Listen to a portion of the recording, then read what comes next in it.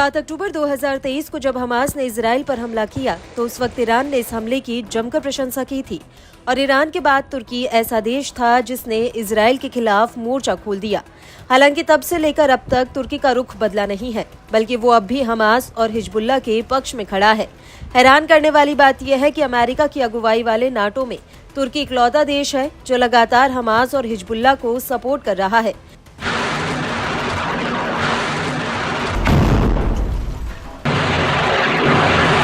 जिसे देखकर ऐसा लगता है कि वो नाटो के भीतर रहकर मिडिल ईस्ट में अमेरिका के हितों के खिलाफ काम कर रहा है।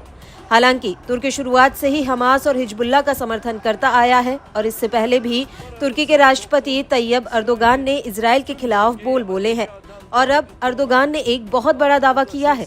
दरअसल तुर्की के राष्ट्रपति का कहना है कि इजरायली पीएम बेंजामिन नेतन्याहू की नजर तुर्की के एनाटोलिया पर है, जिसे वे ग्रेटर इजराइल के विस्तार के रूप में देखते हैं। अर्दोगान का कहना है कि अगर इजराइल ने ऐसा किया तो दोनों देशों के बीच युद्ध होगा। हालांकि एनाटोलिया को लेकर इजराइल की तरफ से अभी तक कोई ऐसा इशारा नहीं मिला जिससे ये साफ होता हो कि इजराइल तुर्की के किसी हिस्से को हड़पना चाहता है। आपको बता दें कि अर्दोगान ने तुर्की के नए संसदीय सत्र को संबोधित करते हुए कहा कि उन्माद और धार्मिक कट्टरता में डूबी इजरायली सरकार फिलिस्तीन और लेबनान के बाद प्रॉमिस लैंड के रूप में हमारी धरती पर नजरें गड़ाएगी।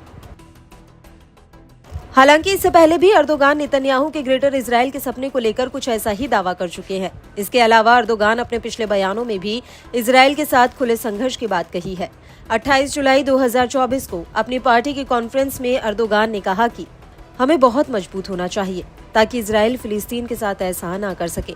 जिस तरह से हमने काराबाख में प्रवेश किया, जिस तरह से हमने लीबिया में प्रवेश किया, हम उनके साथ भी ऐसा ही कर सकते हैं। ऐसा कुछ भी नहीं है जो हम ना कर सके, बस हमें मजबूत होना चाहिए।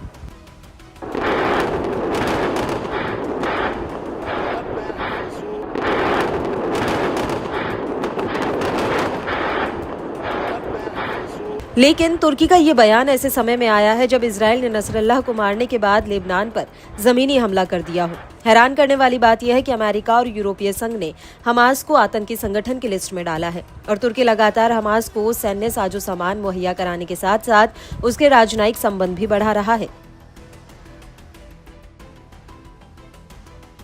जिसके बीच ऐसी खबरें हैं कि तुर्की हमास को पैसा और हथियारों की सप्लाई कर रहा है जिनका इस्तेमाल इजराइल के खिलाफ हो रहा है। और हाल ही में अर्दोगान ने संयुक्त राष्ट्र से इजराइल के खिलाफ सेना इस्तेमाल करने की मांग की थी। अर्दोगान ने कहा था कि अगर यूएन इजराइल का हमास और हिजबुल्लाह के साथ युद्ध विराम कराने में असफल होता है तो उसे अपनी सेना इजराइल के खिलाफ भेजनी होगी।